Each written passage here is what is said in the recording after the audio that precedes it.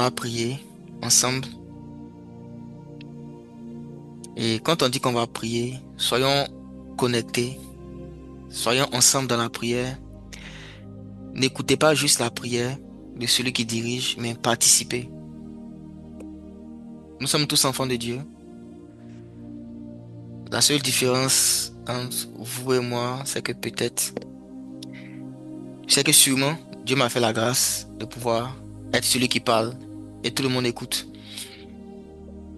Mais je suis sûr que parmi vous qui m'écoutez ce matin, il y a des gens qui sont très très proches du Seigneur, qui auraient pu être à ma place. Donc, nous sommes tous enfants du Seigneur, nous sommes tous enfants de Dieu. Ainsi, lorsqu'on dit qu'on va prier, il faut que tout le monde se dise qu'il est en train de prier aussi. On n'est pas juste en train d'écouter quelqu'un prier ou quelqu'un parler. Donc, pour quel sujet on va prier? Tu vas célébrer le Seigneur par tes paroles. Tu vas lui dire qui il est pour toi. Adorer Dieu, ce n'est pas forcément chanter des cantiques ou dire des paroles éloquentes envers Dieu. C'est parler à Dieu avec son cœur et lui dire ce qu'il représente pour toi en tant qu'individu, pas pour quelqu'un d'autre, pas pour un chantre, pas pour un prédicateur, même pas pour quelqu'un de la Bible, mais pour toi en tant qu'individu. Qui est Dieu? Comment est-ce qu'il s'est révélé à toi? C'est pourquoi celui qui n'a pas de révélation personnelle de Dieu ne peut pas l'adorer. Parce que tu as besoin d'une révélation personnelle de Dieu, d'une expérience avec lui, afin de pouvoir l'adorer. Donc regarde à l'intérieur de toi toutes les choses que Dieu est pour toi. Tu vas lui dire ce matin, avant qu'on ne commence à partager la parole. Hmm. Père, ce matin, nous voulons t'honorer, te célébrer, te glorifier. Animando sulamandi yedeve shedaba sudali yede mama. Eda mama mama zuria vazire he shara mahu sere mandi yede mandu sere. Mamandia ve sura baba bahadira ve sibadiado. Mamani herede shkaba baba baba sere mina vahandade. Izahandi edamando sere yamando sadamandidade. Père, ce matin, nous voulons honorer, nous voulons célébrer, nous voulons acclamer ton nom. Tu es le Dieu fidèle. Tu ne mens pas. Tu tiens toutes tes promesses. Il n'y a aucune parole qui est sortie de ta bouche qui n'a pas accompli son effet. Parce que lorsque tu parles, ce que tu dis est inscrit dans l'éternité. Parce que chaque parole qui sort de ta bouche de toi est une portion de toi que tu relâches, que tu libères. Et parce que tu es le Dieu éternel qui n'a ni commencement de jour, ni fin de vie. Toute parole qui sort de toi n'a ni commencement de jour, ni fin de vie. Et les cieux et la terre peuvent passer, mais tes paroles ne passent pas. Car tu es fidèle. Tu veilles sur ta parole pour l'exécuter. Il n'y a rien que tu dises qui ne s'accomplit pas. Il n'y a rien que tu déclares qui ne se manifeste pas. Car dans ta parole, il y a la vie. Et la vie est la lumière des hommes. Je veux célébrer ton nom, toi le Dieu fidèle et véritable. Lorsque Jean t'a vu, il a décrit un être extraordinaire. Il a dit, voici les cieux furent ouverts et parut dans le ciel un cheval blanc. Et celui qui était assis sur le cheval, il avait sur sa tête plusieurs couronnes. Il était vêtu d'un vêtement blanc teinté de sang. Hmm. Et il a dit que on l'appelle fidèle et véritable. celui qui juge et qui combat avec justice. Et les armées des cieux l'accompagnaient. Et il a encore dit de celui qu'il a vu sur le cheval, qu'il a un nom écrit que personne ne connaît, si ce n'est lui-même. Il a un nom écrit. Et sur sa cuisse est écrit Roi des rois, Seigneur des seigneurs. Et il a dit que celui qui était monté sur le cheval, son nom s'appelle la parole de Dieu. Alors que son nom est écrit et personne ne connaît ce nom, Jean a pu dire que son nom s'appelle la parole de Dieu.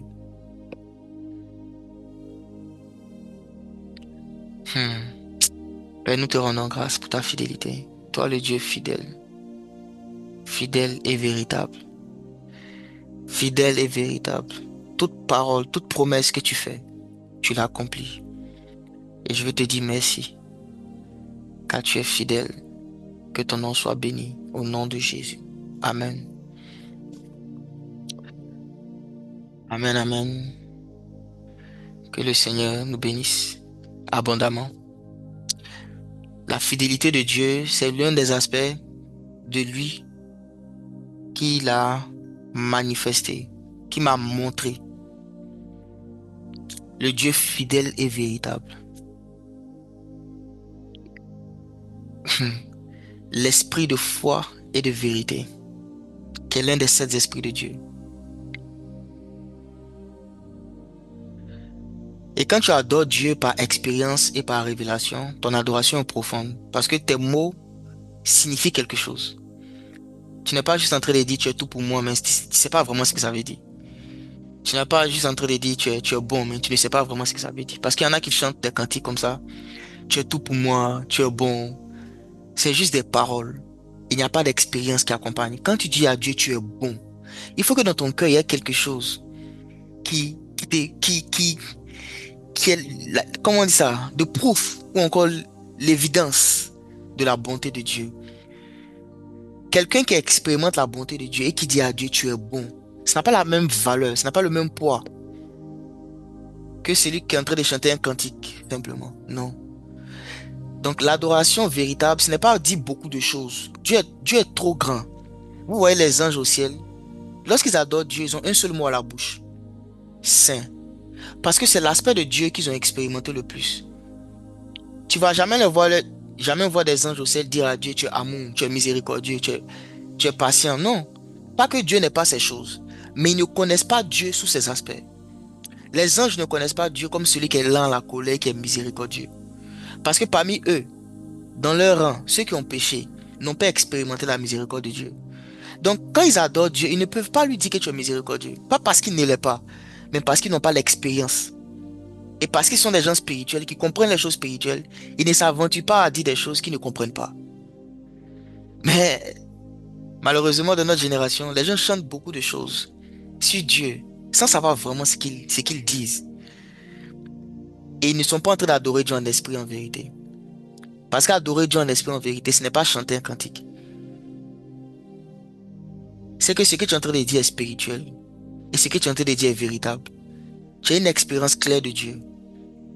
Tu peux adorer Dieu et lui dire simplement, Seigneur, tu es bon. C'est toute ton adoration qui est là. Comme les anges. Ils disent à Dieu, tu es saint, tu es saint, tu es saint. Parce qu'ils voient Dieu comme celui qui est séparé. Qui est dans une autre classe. À part entière. Qui n'est pas avec eux. Mais qui est différent. Et c'est cet aspect de Dieu-là qu'ils voient.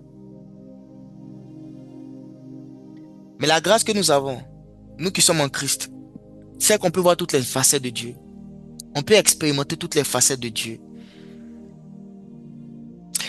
Le privilège d'être en Christ, c'est le droit de pouvoir voir Dieu sur toutes ses couleurs. C'est tellement un privilège que vous allez voir dans Exode, au chapitre 33, Moïse fait une prière à Dieu. Il dit à Dieu, si j'ai trouvé grâce à tes yeux, fais-moi voir ta gloire. Ou encore, il a dit encore, fais-moi connaître ton nom. Alors je te connaîtrai. Et je trouverai encore grâce à tes yeux. Et Dieu a dit à Moïse, aucun homme ne peut voir ma gloire et vivre. Mais comme tu insistes, je vais faire quelque chose. Je vais te cacher dans le rocher. Et ma gloire va passer sur toi. Et tu verras mon dos. Et je proclamerai le nom de l'Éternel. Au chapitre 34, on voit Dieu venir exécuter cette promesse qu'il a donnée à Moïse. Et pendant que Dieu passe, la Bible dit l'Éternel proclama, Éternel, Éternel. Dieu compatissant, lent à la colère et riche en bonté, qui pardonne l'iniquité jusqu'à 1000 générations, mais qui ne laisse pas puni, qui ne laisse pas, qui ne laisse pas le coupable impuni.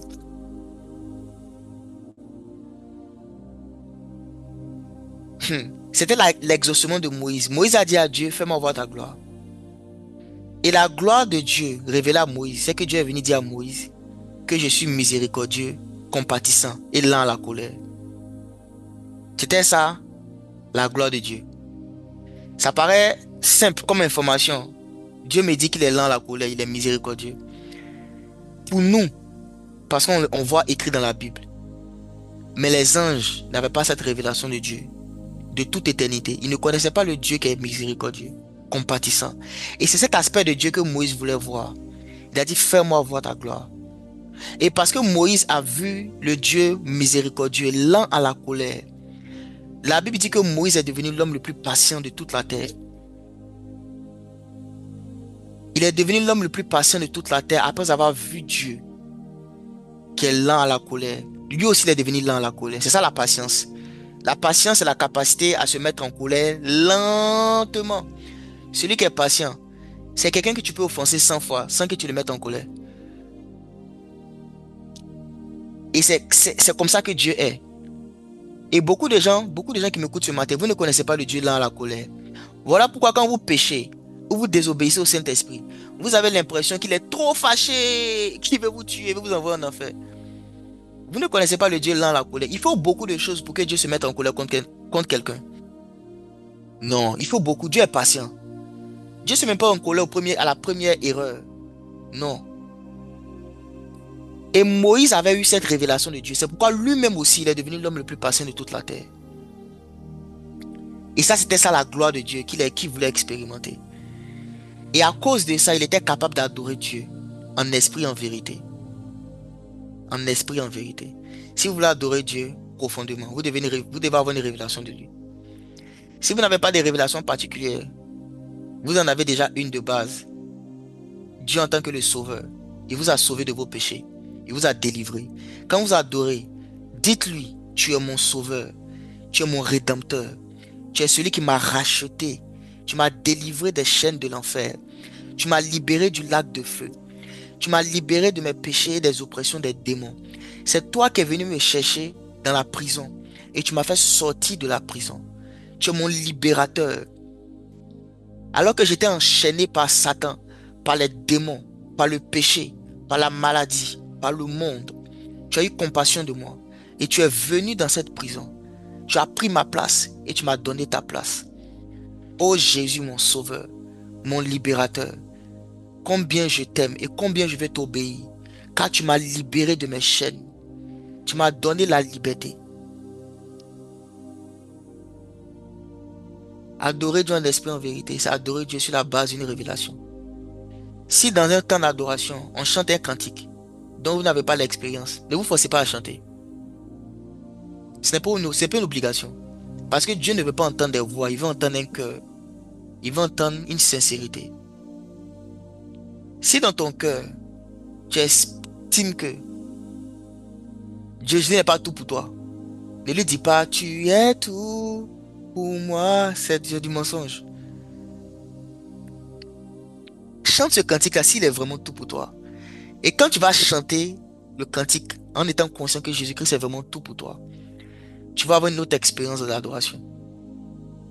Quand tu lui dis, tu es tout pour moi, et ça vient du cœur. Ce n'est pas juste un cantique que tu es en train de chanter parce que tout le monde chante autour de toi, mais ça vient de ton cœur. Sans toi, je ne peux vivre. Tu le dis avec ton esprit. pas avec ta tête. C'est ça l'adoration que le Père recherche. C'était une parenthèse d'introduction. La Bible dit que Dieu recherche des véritables adorateurs, ceux qui l'adorent en esprit et en vérité. Donc, on va continuer sur nos sujets, l'acquisition de la sagesse. L'acquisition de la sagesse. Donc hier, j'avais pris le temps d'expliquer encore que Jésus-Christ est la sagesse de Dieu et que tout ce qui a été fait par lui et rien de ce qui a été fait n'était fait sans lui. Donc il n'y a aucune réalisation, aucune chose qu'un homme puisse accomplir sur la terre sans Christ. Et j'avais expliqué que même les hommes riches qui ne sont pas convertis, qui ne sont pas chrétiens, qui ne sont pas nés de nouveau, ne sont pas devenus riches sans Jésus. Ils sont devenus riches sans l'aspect vie, sans la vie éternelle, sans avoir une communion avec lui. Mais ils ont utilisé quelque chose de lui qu'on appelle la sagesse financière, les principes que Dieu a établis pour avoir la puissance financière terrestre. Et ces principes-là, ce sont des parties de Dieu lui-même. J'ai dit que tous les principes que Dieu a établis ne sont pas dissociés de lui. Ce sont des aspects de lui-même qu'on appelle encore la sagesse ou encore la parole, le logos de Dieu. Tous ces éléments-là sont Christ. Donc quand on parle de connaître Jésus, quand on parle de connaître Jésus, on parle de connaître la sagesse infiniment variée de Dieu. Donc on va lire quelques passages et puis on va commencer à parler un peu ce matin et on va prier. On va lire dans Proverbe chapitre 3, mon verset de base. Aujourd'hui, je vais lire les versets 13 à 14 simplement. Heureux l'homme qui a trouvé la sagesse et l'homme qui possède l'intelligence. Car le gain qu'elle procure est préférable à celui de l'argent et le profit qu'on en tire vaut mieux que l'or. Une chose qui m'impressionne tous les jours, c'est le fait que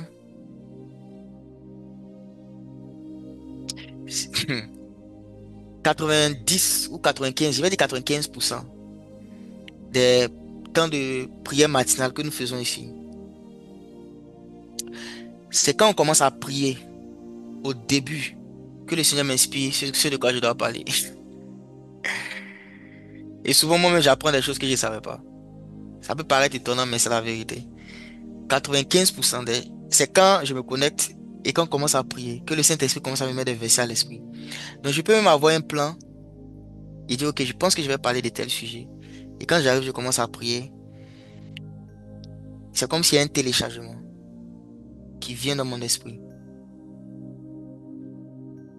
Et le Seigneur me conduit vers des versets auxquels je n'avais pas pensé.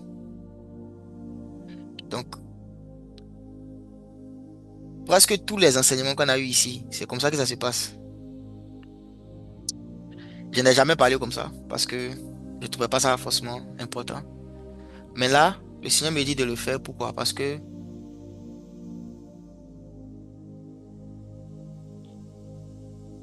hmm, l'esprit de sagesse et de révélation, l'esprit de Dieu, il est tellement réel. Il est, il est tangible et il est réel. Il est tangible et il est réel. Vous pouvez être dans des organisations où pendant des mois, les gens cherchent des solutions à des problèmes. Et dès que vous arrivez dans la réunion, sans même qu'on vous ait expliqué tous les contours du problème, vous regardez juste au problème et la solution vous est évidente. Vous savez quoi faire exactement. C'est comme s'il y a, il y a une inspiration qui vient à l'instant. Vous savez exactement quoi dire. Vous savez exactement quoi faire. Et je vous le dis, c'est quelque chose que je vis tous les jours.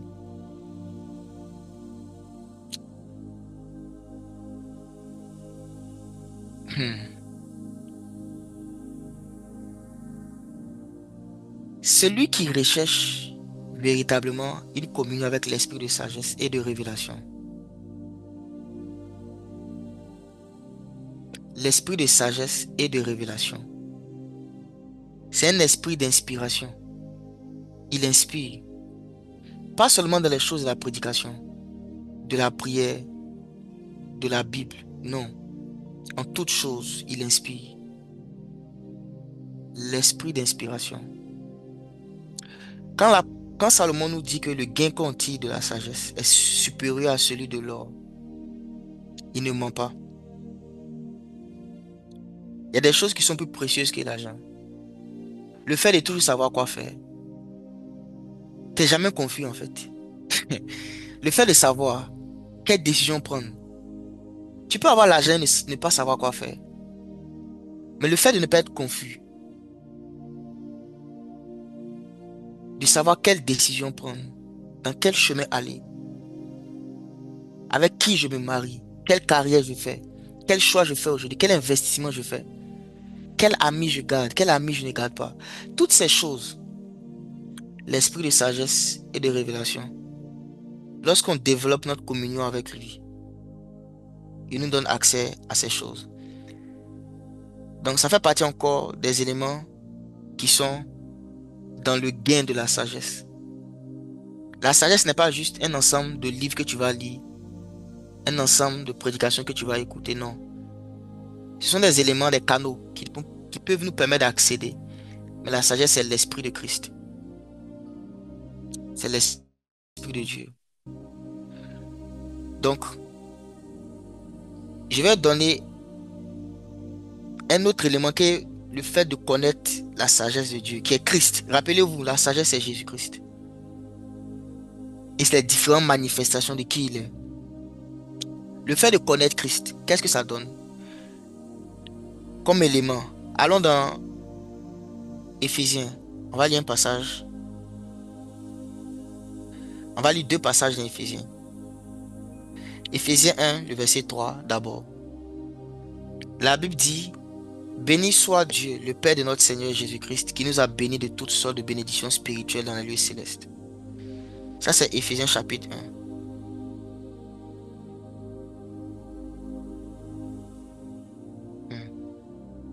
Je vais lire Éphésiens chapitre 2, le verset 6. Il nous a ressuscités ensemble et nous a fait asseoir ensemble dans les lieux célestes en Jésus-Christ. Je relis encore Éphésiens 1, le verset 3. Béni soit Dieu, le Père de notre Seigneur Jésus-Christ, qui nous a bénis de toutes sortes de bénédictions spirituelles dans les lieux célestes en Christ. Voici ce que le Seigneur m'a fait comprendre de ce passage. Vous allez voir qu'il dit: nous avons été bénis dans les lieux célestes. Il ajoute après en Christ. Au verset 2, il dit: il nous a fait asseoir dans les lieux célestes. Et il ajoute encore en Jésus-Christ. Donc en réalité, Christ n'est pas juste un individu. Christ, c'est un ensemble de lieux. Christ est un ensemble de lieux. Ce n'est pas un seul lieu céleste, c'est plusieurs. Voilà pourquoi il dit: nous sommes assis. Il nous a ressuscités avec lui, il nous a fait asseoir avec lui dans les lieux célestes en Christ. Donc les lieux célestes là s'appellent Christ. Donc Christ n'est pas juste une personne, un individu. C'est une tour.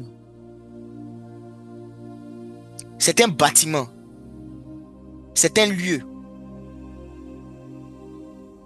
Christ est un lieu.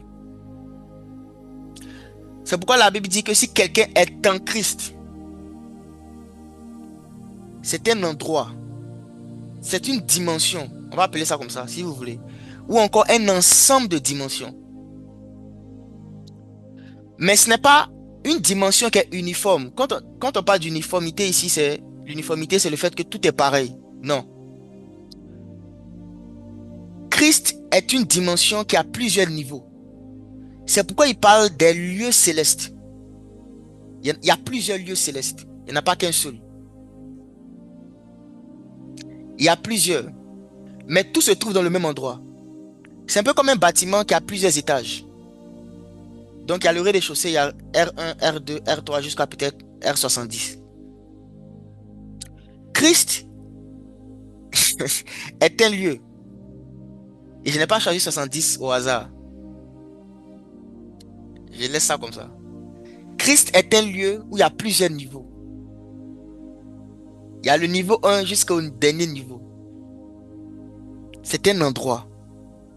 Donc, quand Paul parle des lieux célestes, il y en a plusieurs. Maintenant, tous ceux qui sont nés de nouveau se trouvent à un niveau particulier.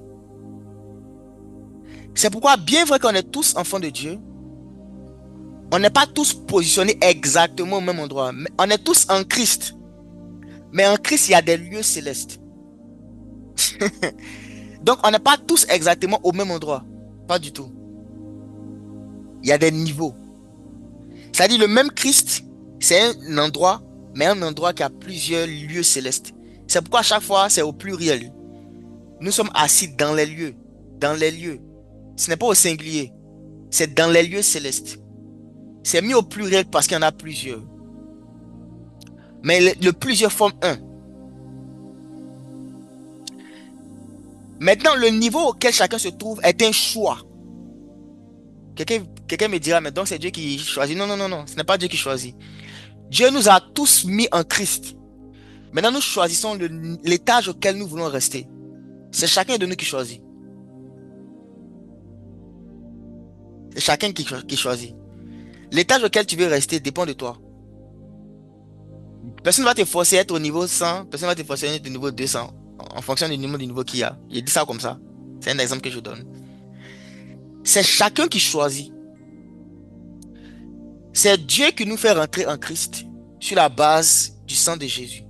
Mais une fois que nous sommes en Christ, ce qui nous fait être à un niveau en particulier, c'est le niveau de sagesse. Ce qui fait passer un homme d'un niveau à un autre, c'est l'acquisition de la sagesse.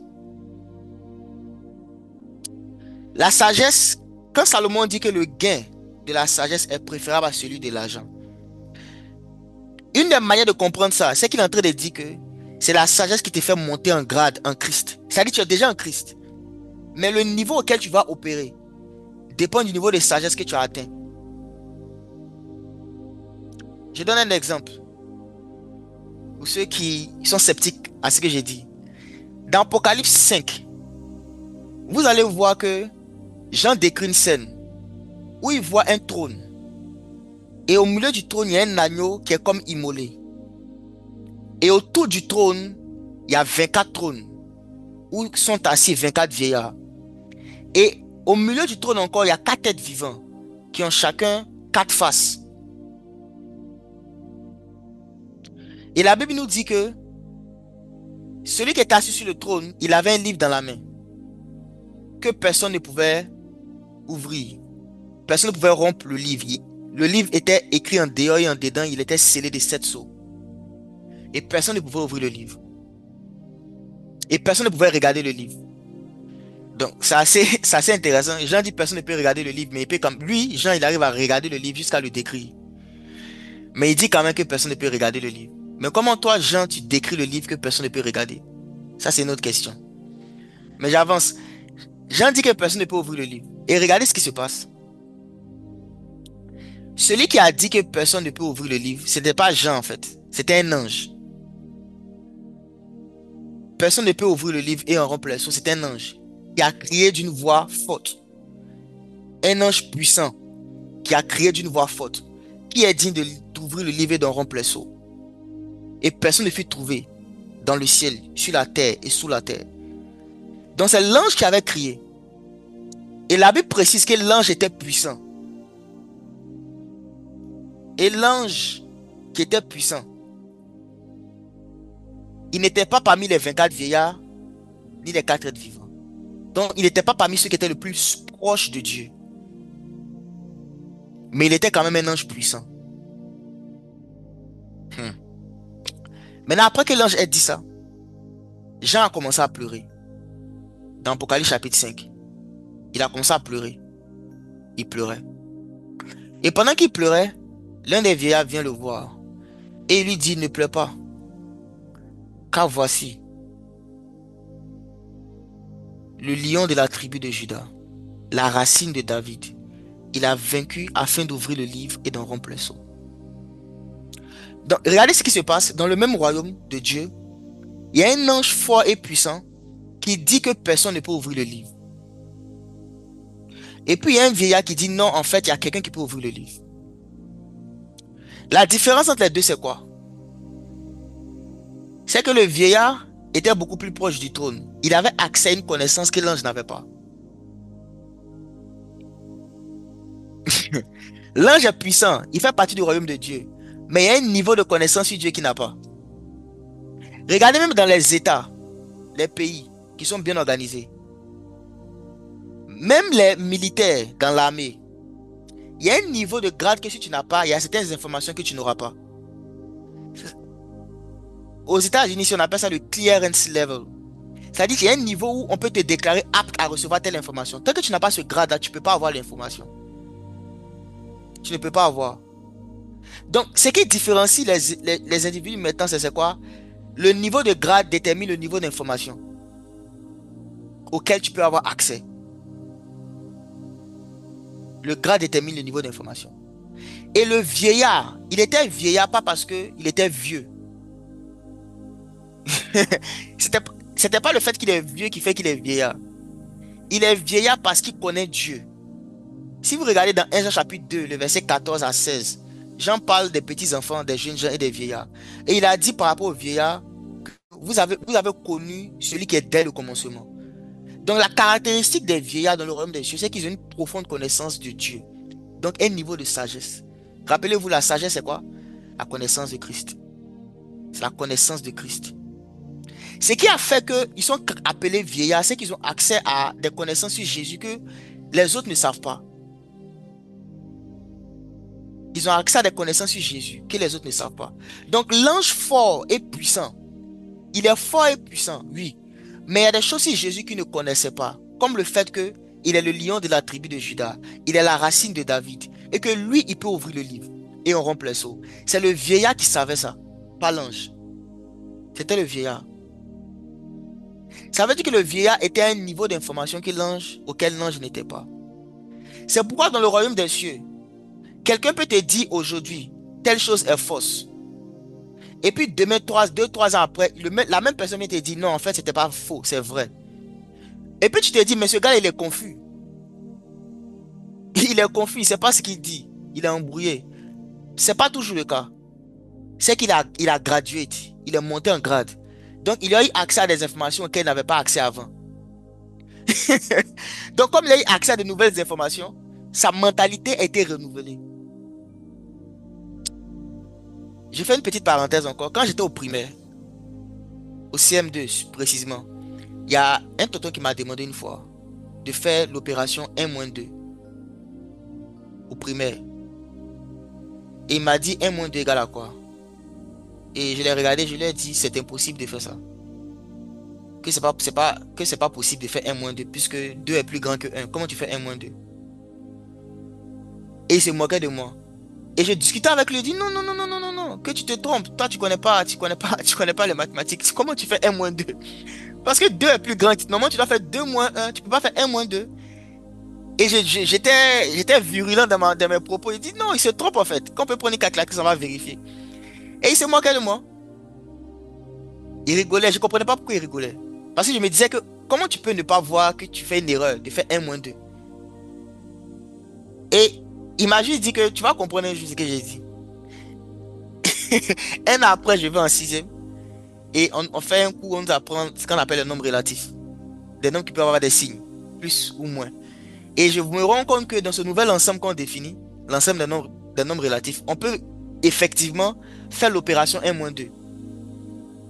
Alors qu'au primaire, c'était pas possible. On ne travaille que dans l'ensemble des entiers naturels. Donc j'arrive, on me parle d'un autre ensemble dans lequel cette opération est possible. Pourquoi? Parce que je suis allé en classe supérieure. Donc ce que je disais qui n'était pas possible, qui était faux, à partir du moment où j'ai grandi, je me suis rendu compte que c'était devenu vrai. quand on pouvait exactement le faire. C'est une petite caricature que je donne ici. Pourquoi on voit en fait que ce qui permet de passer d'un lieu céleste en Christ à un autre lieu, c'est la connaissance de Christ qu'on appelle encore la sagesse. Donc celui qui méprise la sagesse, ce qu'il ne sait pas, c'est qu'il se prive de croissance. Il se prive de développement. Il se prive d'ascension en Christ. Vous allez voir que même Jésus-Christ homme, la première chose qu'il a recherché dans sa vie, c'était la sagesse. Dans Luc 2, verset 52, la Bible nous dit, « Or l'enfant grandissait en sagesse, en statut et en grâce, auprès de Dieu, auprès des hommes. » Le premier élément dans lequel il grandissait, c'était la sagesse. C'était ça d'abord. Celui qui ne cherche pas la sagesse, c'est celui qui décide de ne pas grandir en Christ. Parce que oui, naître de nouveau c'est bien, mais c'est le commencement. Il y a un chemin, il y a une course, il y a un chemin sur lequel tu dois marcher. Il y a une évolution que tu dois avoir. C'est pourquoi l'apôtre Paul dit que j'oublie ce qui est en arrière et je cours. Parce que je tente de saisir Christ. Paul disait que je cours vers le but afin de saisir la vocation céleste de Dieu en Jésus-Christ. Il dit, je ne pense pas avoir atteint la perfection.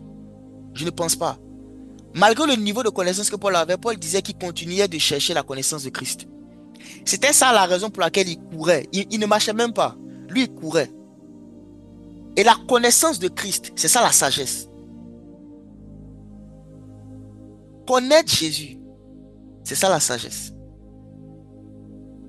Et je l'ai dit ici plusieurs fois, je le redis encore. Si vous ne cherchez pas à connaître Jésus profondément, vous aurez des problèmes que vous n'êtes pas censé avoir.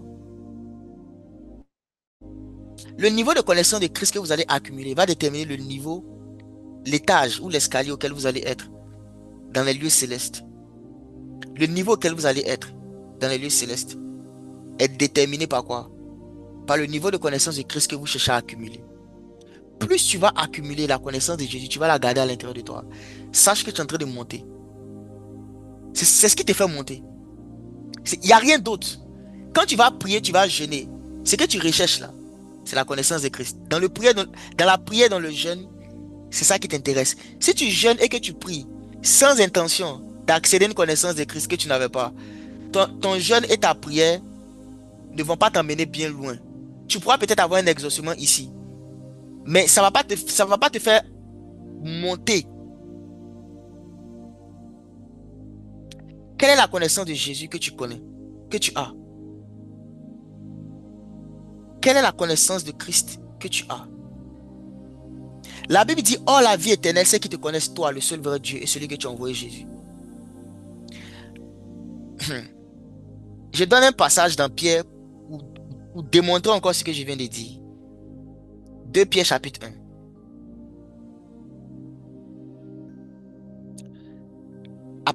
Je vais seulement lire le verset 2. 2 Pierre 1 verset 2.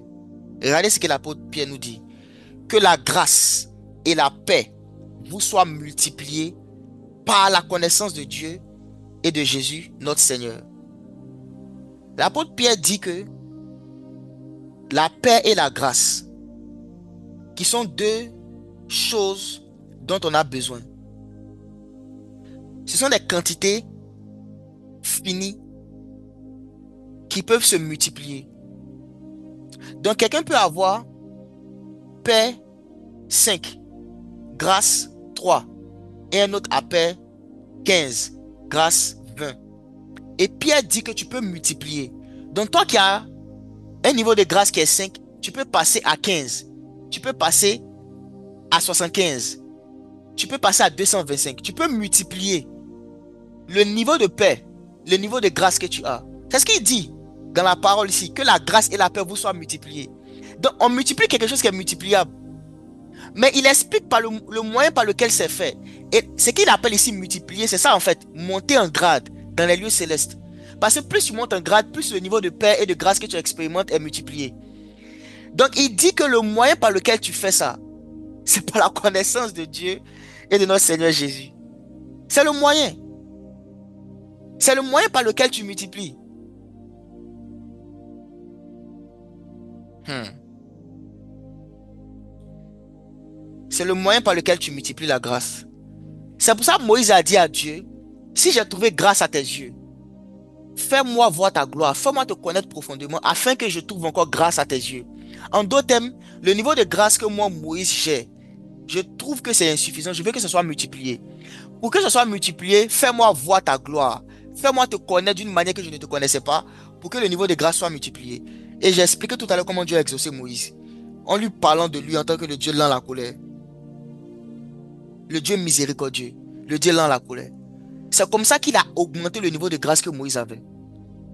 Je vous dis, c'est ça. C'est ça la clé. Si vous regardez Éphésiens 4 encore, à partir du verset 11 au verset 13, l'apôtre Paul nous explique que Dieu a donné les uns comme apôtres, prophètes, évangélistes, pasteurs et docteurs pour le perfectionnement des saints en vue de l'œuvre du ministère et de l'édification du corps de Christ.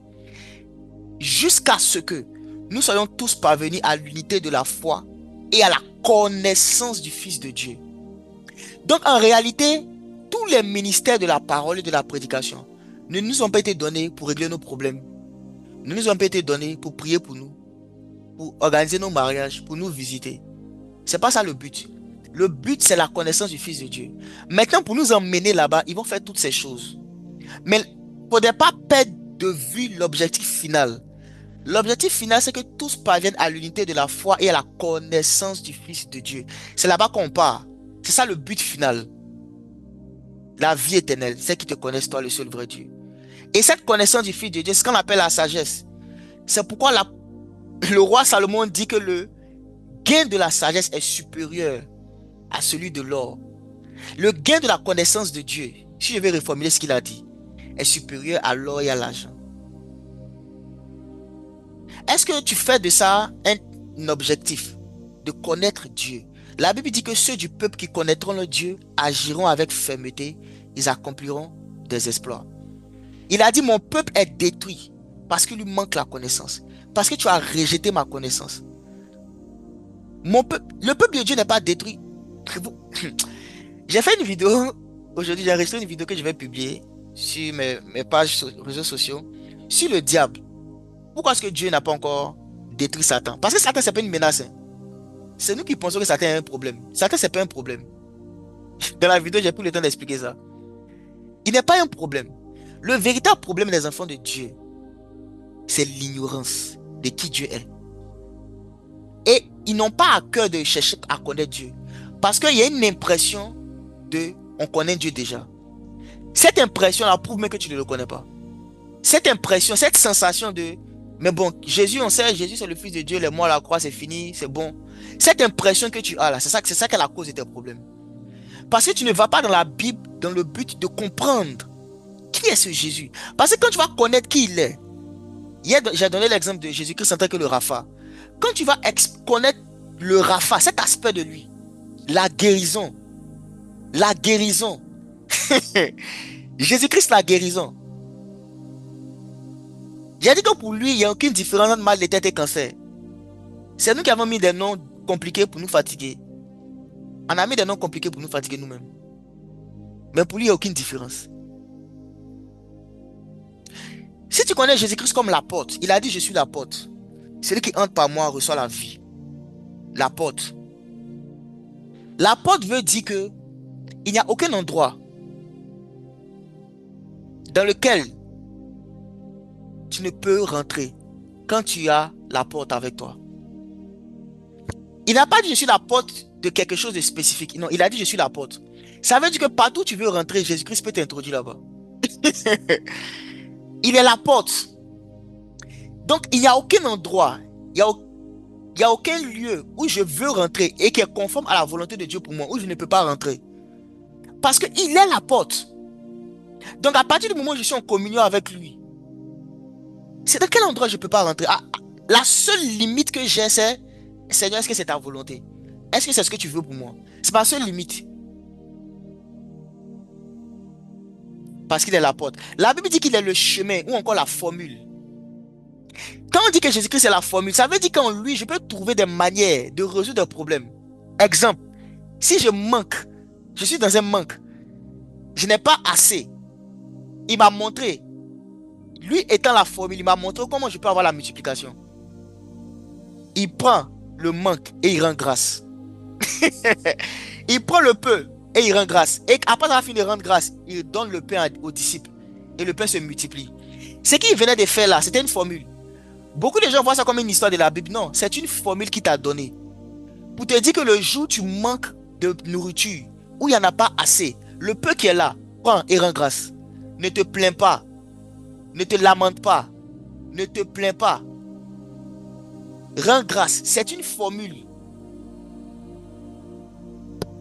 La majeure partie des gens, quand ils commencent à avoir des problèmes, la première réaction, c'est de se plaindre, se lamenter et pleurer devant Dieu.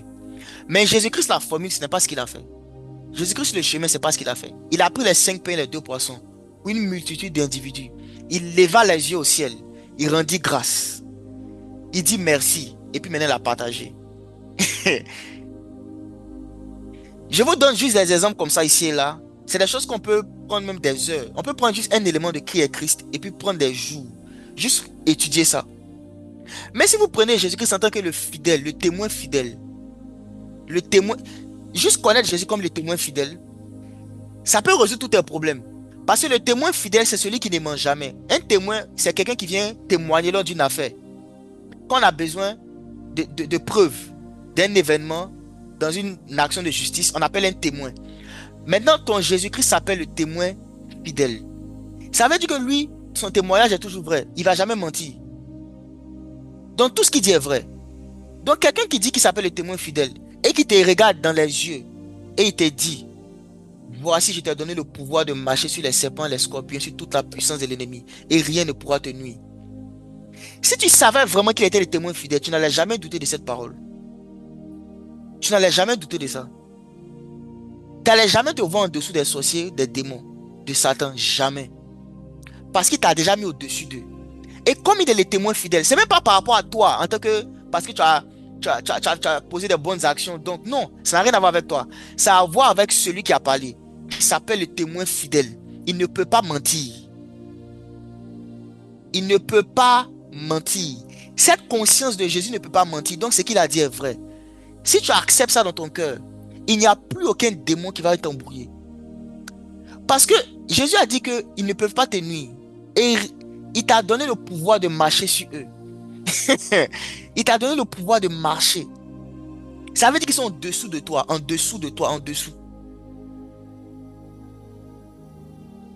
En dessous de toi. Jésus-Christ la vie. Il a dit celui qui croit en moi ne mourra pas. Pourquoi tu sais là? Ah! Ça veut... Il est la vie. C'est-à-dire même si je meurs, je vais revenir à la vie. C'est-à-dire, il dit celui qui croit en moi ne peut pas mourir. Donc même si on m'empoisonne, je vais peut-être m'écrouler, mais donne-moi d'ici quelques minutes, je vais me relever. Parce qu'il y a comme un système, il y a comme un logiciel à l'intérieur de moi qui ne permet pas que je meure, tant que mon temps n'est pas encore arrivé. Parce que Jésus-Christ de la Bible que je vois, la Bible dit que quand son temps n'était pas encore arrivé, les gars ne pouvaient pas mettre la main sur lui. Ils ne pouvaient pas le saisir. Donc, peut-être que Satan peut essayer, mais tant que mon temps n'est pas arrivé, il ne peut pas me tuer. Vous ne savez pas combien de fois il a essayé. Il a essayé tellement de fois, tellement de fois. Mais il y a comme une loi à l'intérieur de moi qu'on appelle la loi de l'esprit de vie, qui m'empêche de mourir tant que Dieu n'a pas décidé que mon temps est fini sur la terre. Et ça, c'est quoi? C'est la connaissance de Jésus-Christ. La sagesse, c'est la connaissance de Christ. Et c'est ça que tu dois rechercher. C'est ça, quand tu lis la Bible, quand tu pries, c'est ce que tu dois rechercher. C'est ce qui va te faire monter dans l'échelle, les lieux célestes. C'est pourquoi tu dois avoir une communion avec le Saint-Esprit. Parce que personne ne peut te parler de Jésus mieux que le Saint-Esprit. C'est lui qui rend témoignage de Jésus. C'est lui qui rend témoignage de Jésus. La communion avec le Saint-Esprit a pour but de nous donner de connaître Christ. Et c'est là qui va faire que la grâce sera multipliée. Que la paix et la grâce vous soient multipliées par la connaissance.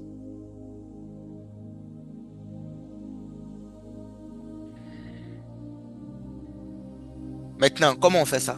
De manière pratique. Donc, il me reste 9 minutes pour parler de ça.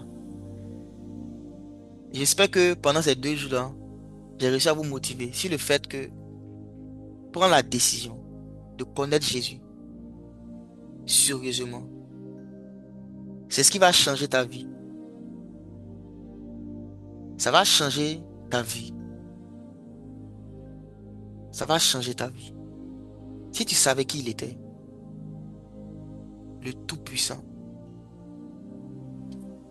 Il y a un frère qui m'a dit une fois qu'il lisait un passage, Jean 8, verset 12, où Jésus a dit, je suis la lumière du monde. Celui qui marche, celui qui est en moi ne marchera pas dans les ténèbres, mais il aura la lumière de la vie. Celui qui croit en moi, il ne marchera pas dans les ténèbres. Et il a dit, il a lu ce passage-là, et il a dit, Jésus-Christ est la lumière du monde. Celui qui croit en lui ne peut pas marcher dans les ténèbres. Donc comment se fait-il que il y a des choses que je veux voir, que je ne vois pas, alors que je ne suis pas dans les ténèbres? Et juste cette réflexion, ça lui a donné accès à la parole de connaissance. Il a juste compris que Jésus-Christ étant la lumière, il a accès à la connaissance. Il a juste lu un verset. Et à partir de ce moment, il a commencé à prophétiser avec précision. Il a commencé à avoir des visions. Il a commencé... Juste lis Jean 8, verset 12. Je suis la lumière du monde. Celui qui croit en moi ne marchera pas dans les ténèbres. C'est comme si dans son esprit, il y a un déclic. Je ne peux pas être en Jésus et marcher dans les ténèbres.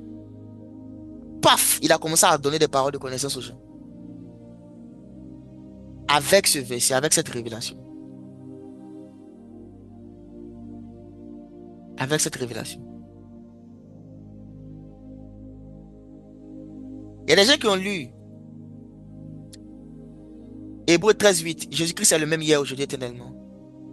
Et juste avec ce verset, ils ont dit, mais si Jésus-Christ est le même hier, aujourd'hui et éternellement, ça veut dire que le Jésus-Christ qui faisait les miracles à Jérusalem, là, il n'a pas changé. Mais ce Jésus-là a dit qu'il habite en moi. Donc qu'est-ce qui m'empêche de faire les mêmes miracles s'il n'a pas changé? Juste ça, ils ont commencé à faire des choses extraordinaires. Donc quand je vous dis la connaissance de Jésus, les religieux auront l'impression que ce que j'ai dit, c'est pas réel. Mais j'ai donné le témoignage du début pour vous expliquer que c'est des choses réelles. C'est des choses réelles. Si vous avez accès à une seule révélation de Jésus profondément, ça va changer votre vie. Vous n'avez pas besoin de beaucoup. Une seule révélation de Jésus que vous avez bien captée, qui est rentrée dans votre âme, qui a touché votre cœur, ça va changer vos expériences avec Dieu. Une seule.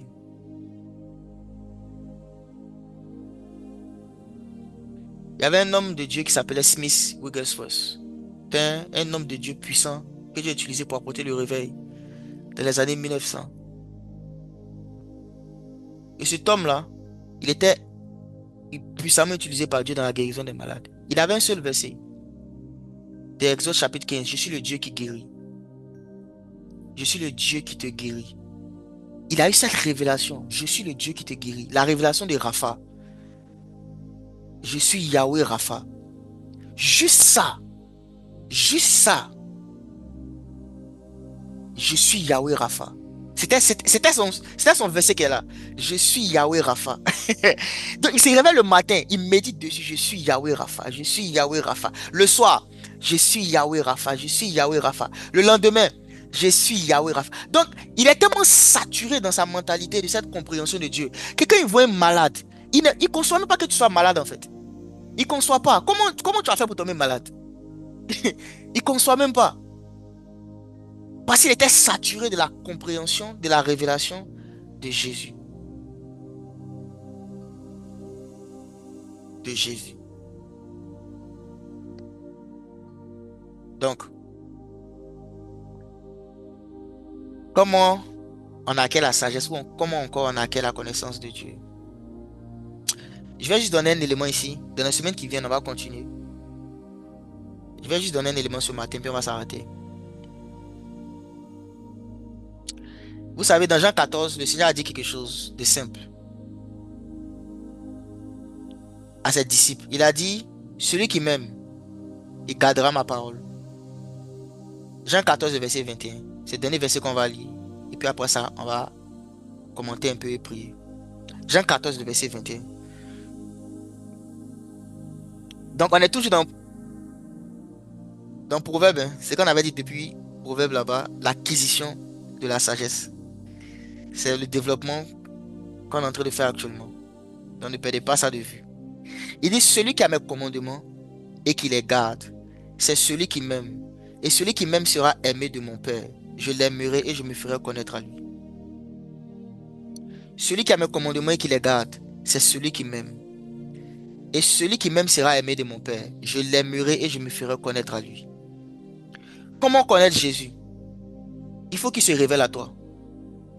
Il faut que lui-même, par son esprit, le Saint-Esprit, il te parle de lui-même. Les choses que je vous ai dites, c'est un élément que j'ai partagé ce matin sur qui est Jésus. C'est lui principalement qui m'a dit ces choses, qui m'a révélé ces choses sur sa personnalité, c'est qui il est. Sur la base de cette promesse, celui qui a mes commandements et qui les garde, c'est celui qui m'aime. Celui-là sera aimé de mon Père. Je l'aimerai et je me ferai connaître. Donc vous voyez que même sa connaissance, la connaissance de qui est Jésus, c'est tellement précieux qu'il ne donne pas ça à tout le monde. Il a dit que pour qu'il te donne sa connaissance, il faut que tu te qualifies. Il y a des choses que tu dois faire d'abord. Il peut te donner la vie éternelle, tu es sauvé, il n'y a pas de problème. Mais en ce qui le concerne, lui, sa connaissance de qui il est, non. Il y a des choses que tu dois prouver avant qu'il te donne accès à ça. Pourquoi? Parce que ça va te donner un avantage. C'est ceux qui n'ont pas la connaissance de Jésus. Il dit, celui qui a mes commandements et qui les garde, c'est celui qui m'aime. Celui-là sera aimé de mon Père. Je l'aimerai et je me ferai connaître. Je me ferai connaître à lui. Je me ferai connaître à lui. Comment on acquiert la sagesse? Première chose, il a dit celui qui a mes commandements et qui les garde. Donc la première chose, c'est avoir le commandement de Dieu. C'est ce qu'on appelle la crainte de Dieu. Vous allez voir dans le livre de Proverbes, il dit quoi? La crainte de Dieu, c'est quoi? C'est le début ou encore le commencement de la sagesse. C'est le début. Il a donné deux critères ici. Celui qui a mes commandements et ensuite celui qui les garde. Celui qui a les commandements, c'est celui qui craint Dieu. C'est celui qui pratique la justice, qui pratique la sainteté. Celui qui pratique le bien, qui, quand il sait que quelque chose est mal aux yeux de Dieu, il ne le fait pas volontairement. Ceux qui n'ont pas la crainte de Dieu, la connaissance de Jésus, ce n'est pas pour vous, parce que c'est le début. La crainte de Dieu est le commencement. Est le commencement de la sagesse. La crainte de Dieu est le commencement de la sagesse. Maintenant, il dit quoi? Celui qui a mes commandements et qui les garde. La deuxième chose maintenant, c'est garder. C'est là maintenant que beaucoup de personnes se disqualifient. Parce que la crainte de Dieu, beaucoup de gens ont ça. Le deuxième point, c'est garder. Comment tu traites les informations que Jésus t'a déjà données? Les informations que tu as eues dans tes cahiers depuis 4 ans, 5 ans, 6 ans, est-ce que tu t'en rappelles? Est-ce que ces informations sont dans ton cœur? Les prédications, les songes, les révélations qu'il t'a données, est-ce que tu as conservé? La partie gardée, c'est là que beaucoup de gens miss it. Ou ils perdent la chose. Ils ne savent pas garder ce que Dieu leur donne. Même l'enseignement que tu es en train d'entendre aujourd'hui, est-ce que dans 2 mois, si je te demande, tu vas pouvoir te rappeler? Est-ce que tu pourras te rappeler? L'incapacité à garder fait que tu ne pourras pas grandir en sagesse. Incapacité à garder. Le fait de ne pas pouvoir conserver les choses que Dieu t'a données. Les révélations de la parole. Quand tu lisais la Bible, les notes que tu as écrites, les notes que tu as prises pendant que tu écoutais les prédications. Toutes ces choses-là, sont-elles dans ton cœur ou pas? Est-ce que tu les as conservées? Il a dit, mon fils, n'oublie pas mes paroles. Serre-les dans ton cœur. N'oublie pas. Parce que Dieu ne donne pas sa parole pour que ce soit dans notre cahier. Non. La Bible de Dieu, là, ce n'est pas la Bible que nous on a là. Ce n'est pas le livre. La Bible dans laquelle Dieu veut écrire ses paroles, c'est ton cœur et c'est mon cœur. Il veut que ces paroles qui te donnent là soient dans ton cœur. Et pour que les paroles soient dans ton cœur, tu dois faire un effort de mémorisation, de rétention, de révision, pour conserver. Et c'est là que beaucoup de personnes miss it. Ils ne savent pas conserver les choses que Dieu leur a données. Et quand tu ne conserves pas, ça ne sert à rien de t'ajouter. C'est comme un seau percé dans lequel tu mets de l'eau. Parce que le seau est percé, l'eau va toujours finir. Ça ne sert à rien d'ajouter. On accumule par conservation. C'est quand tu conserves que ça s'accumule. Mais si tu oublies tout ce que Dieu te dit, tu oublies. Les enseignements, tu oublies. Tu vas à l'église dimanche, on prêche, tu oublies. Tu lis la Bible, Dieu te donne une révélation, tu oublies. Tu pries, le Saint-Esprit te parle, tu oublies. Tu gardes quoi? Tu n'as rien gardé. Donc oui, il faut avoir la crainte de Dieu. Deux, il faut savoir garder. Et ces deux éléments-là, on pourra les développer dans la suite des temps. Aujourd'hui, je voulais vraiment encore insister sur l'importance d'acquérir la sagesse pour grandir dans les lieux célestes. Le lieu où tu te trouves dans les lieux célestes, là, ça te correspond pas. C'est pas ce que tu veux. Tu veux aller plus loin. Et si tu veux aller plus loin, voici le chemin. Augmente ta connaissance de qui est Jésus, de qui est le Père, de qui est le Fils. Augmente ça. C'est ça qui te fait monter. C'est ça qui te fait monter. La connaissance de Jésus. C'est ça qui te fait monter. Que la grâce et la paix vous soient multipliées par la connaissance. C'est ça qui te fait monter. Et les deux éléments de base, il faut avoir les commandements et il faut les garder. À partir d'aujourd'hui, toutes les notes que tu as prises, les prédications, les méditations, va les relire, révise, mémorise, garde. Tu vas être surpris quand tu vas les relire tes anciennes notes. Tu vas trouver des réponses là-bas sur des problèmes que tu vis aujourd'hui. Je vous dis la vérité. Faites l'exercice. Prenez le temps de relire les choses. Moi, il y a des moments, parce que maintenant que je lis la Bible, je ne peux pas lire la Bible 2-3 minutes et puis je n'ai pas une nouvelle révélation. Donc, il y en a tellement que je peux faire même des semaines sans ouvrir la Bible. Je vous dis la vérité. Je peux faire des semaines sans ouvrir. Tout ce que je fais, c'est quoi? C'est de relire les révélations que Dieu m'a données. Je ne fais que relire.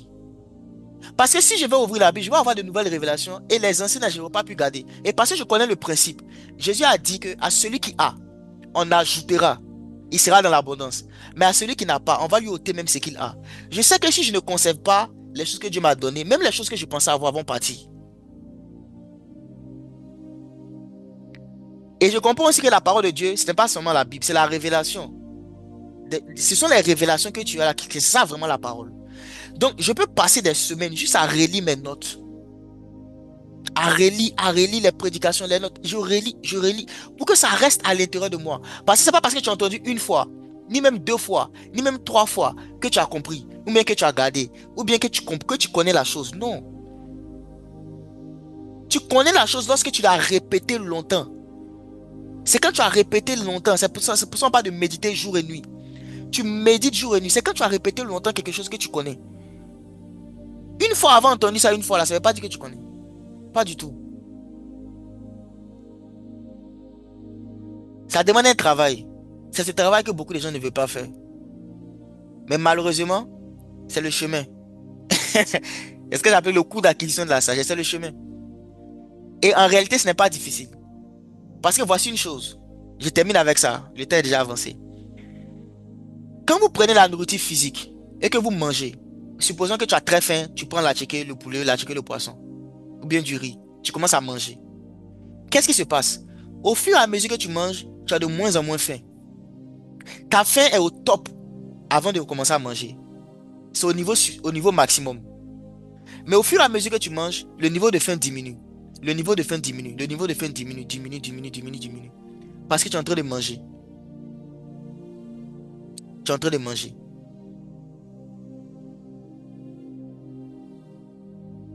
Mais la différence avec Dieu, c'est que quand plus tu manges Dieu, plus tu as envie de manger.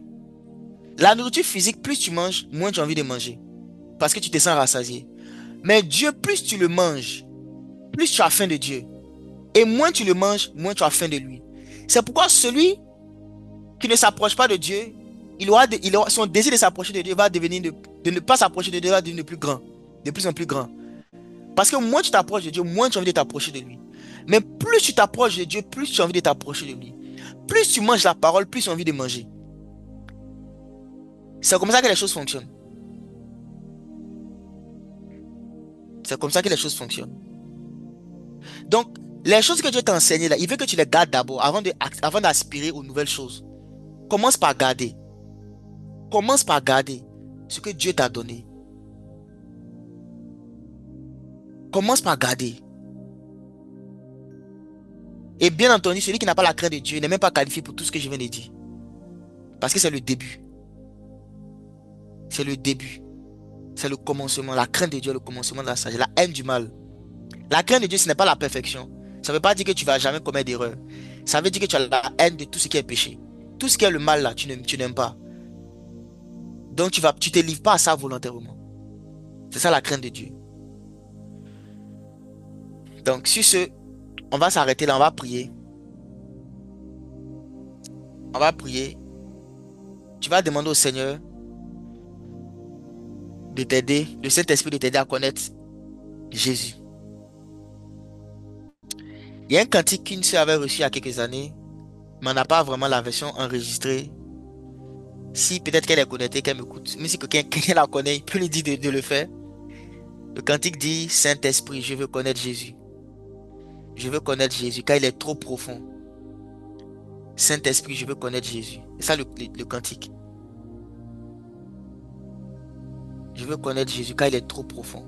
C'est cette même prière que tu vas faire. Tu vas dire, Saint-Esprit, je veux connaître Jésus. Tu vas dire, Saint-Esprit, je veux connaître Jésus. Eramandia soda brande visede, shada brado sebalidade. Saint-Esprit, aide-nous à connaître le Fils de Dieu. Aide-nous à connaître Jésus. Nous voulons connaître Jésus. Nous voulons connaître Jésus. Nous voulons connaître Jésus. Aide-nous à connaître Jésus, Saint-Esprit, car il est trop profond. Que notre soif de la connaissance du Fils de Dieu augmente, afin que le niveau de grâce que nous manifestons soit multiplié. Selon qu'il est écrit, croissez en grâce par la connaissance du Seigneur Jésus. Que la paix et la grâce du Seigneur Jésus vous soient multipliées par la connaissance. Paul a dit que je renonce à toute chose afin de gagner Christ. Je renonce à toute chose afin de gagner Christ. C'était ça la prière de Paul. Il priait aussi pour les chrétiens d'Éphèse. Il a dit, donne-leur un esprit de sagesse et de révélation dans ta connaissance. C'est dans ta connaissance qu'ils ont besoin de l'esprit de sagesse et de révélation. C'était la prière de Paul pour les chrétiens d'Éphèse. Il priait qu'ils soient remplis de la connaissance de qui Dieu est. C'est ce que nous désirons, c'est ce que nous recherchons, c'est ce que nous voulons. Et nous faisons cette même prière ce matin. Aide-nous, Seigneur Jésus, à te connaître. Apprends-nous à te craindre, apprends-nous à garder tes paroles, à garder et à garder tes paroles, à garder tes paroles. Au nom de Jésus. Amen.